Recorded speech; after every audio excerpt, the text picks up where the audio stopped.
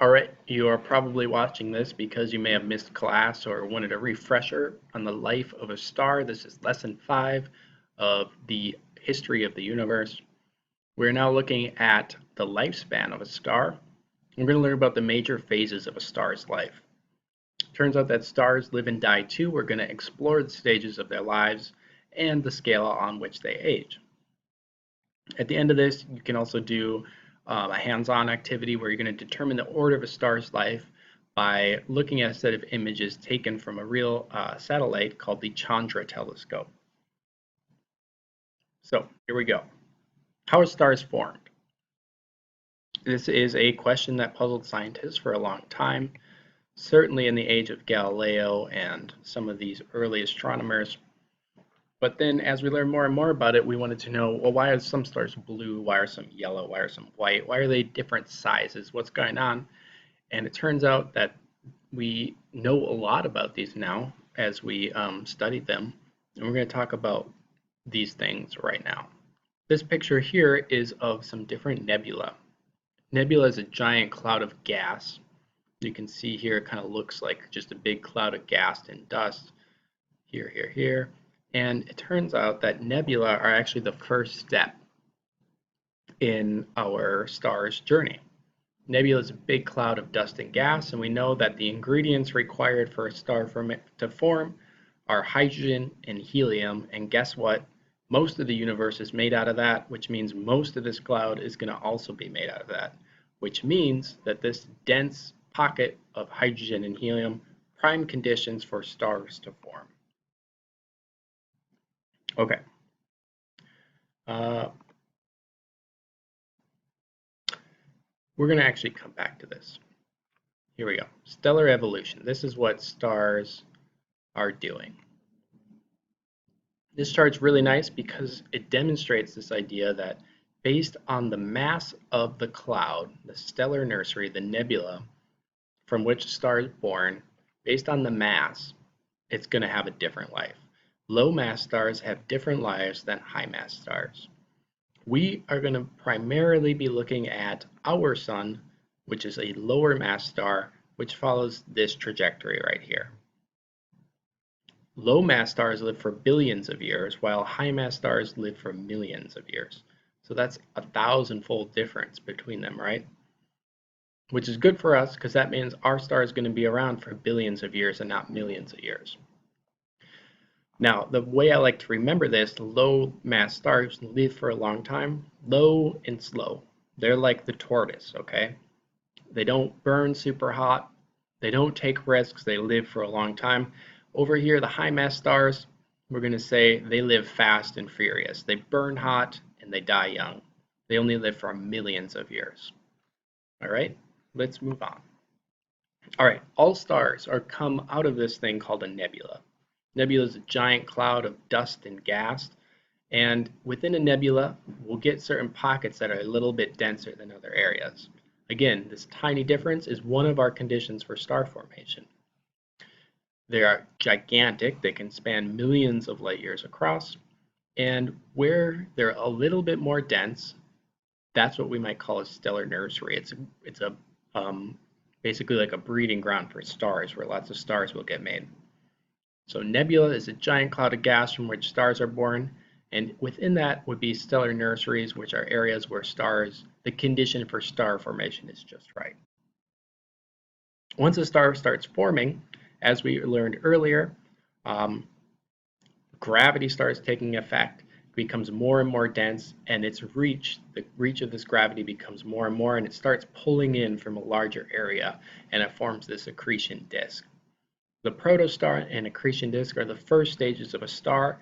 It's when nuclear fusion first starts happening, but the star hasn't completely stabilized yet. It's still growing in its mass. It's still sucking in some of this dust and these atoms. So this is the first stage in a star's life, and it's also from which planets will be born. So this big accretion disk of dust and gas, not all of it's going to get pulled into the stars. The gravity of the star might go into orbit instead, if that's possible. So some of these pieces of dust will get knocked aside and then they'll fall into the star essentially. And some of them will just find this nice orbit around the star and they're going to continue to pull in other pieces of dust and other atoms and they'll form planets. So that's how Earth was formed. That's how Jupiter was formed. They came out of this accretion disk when our star, the sun, was first forming. All right, once a star has stabilized, it goes into its main sequence phase, which we would call like a main sequence star, which we have right here. Our star, the sun, is a pretty normal star. It's a low mass star. It's expected to live billions of years. Remember, low and slow, low mass, long life. It's about 4.5 billion years old now. It's expected to live for another 5.5 billion years. So in total, it'll live for 10 billion years. And right now, it's in its main sequence phase. It's just doing hydrogen fusion at its core, and it's given us lots of energy. We're very happy with it here on Earth. Later on in the star's life, especially our sun, it's going to turn into this thing called a red giant. A red giant gets its name from its color and its size. Duh. Okay. Here we have a red giant. It's very big. It's very red. And what happens is the hydrogen burning at the core of a main sequence star, it runs out. It runs out of energy at the core of its star, so it has to start doing different nuclear reactions with heavier and heavier elements. And in some cases, that means doing nuclear reactions closer to the surface of that star. This causes it to basically to grow in size. And it also means that it's approaching the end of its life.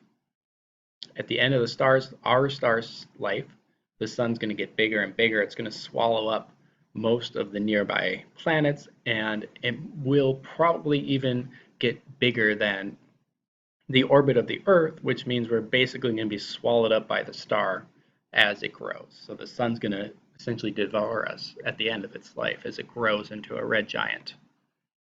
And then what will happen is a planetary nebula will happen. This is when a low mass star reaches the end of its life. It collapses on itself because nuclear fusion is not happening anymore. So there's no pressure pushing outwards. It's just gravity going in, collapses, and then because of certain atomic principles, it will rebound off and blow up in this big giant explosion that looks very beautiful in the night sky. We call this a planetary nebula. It's a bit of a misnomer because it's not a planet, it's a star that's exploding. This term came from earlier astronomers who thought maybe they were planets. They were wrong, but the name stuck, and that's what we got to deal with. Planetary nebula is different than a nebula. Nebula is a big cloud of gas. A planetary nebula is an exploding star. Okay.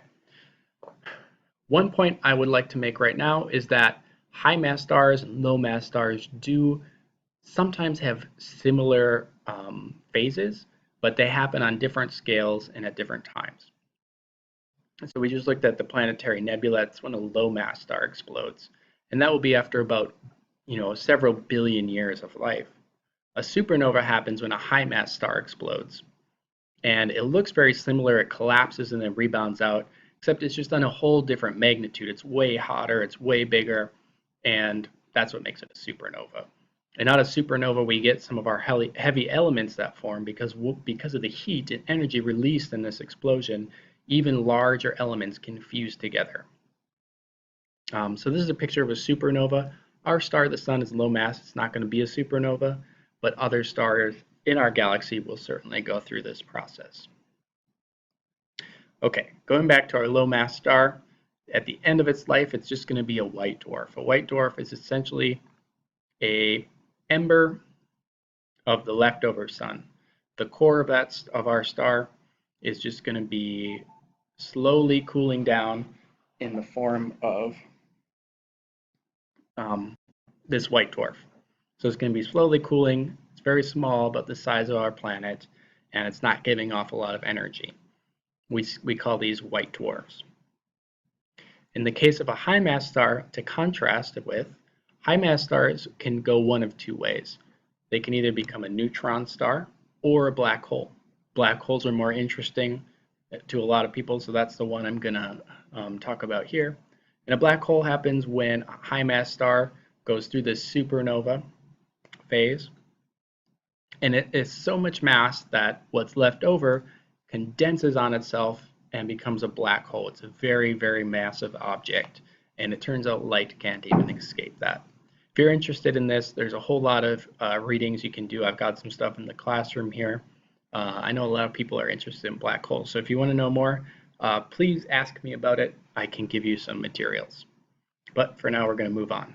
And then the end of the star's life, all of that, the new elements it's forged in its core, after it blows up, that big shell that you saw, it kind of goes back out into the galaxy and into this nebula and creates new clouds and new elements, which go back into the nebula, and then it can create new stars out of them.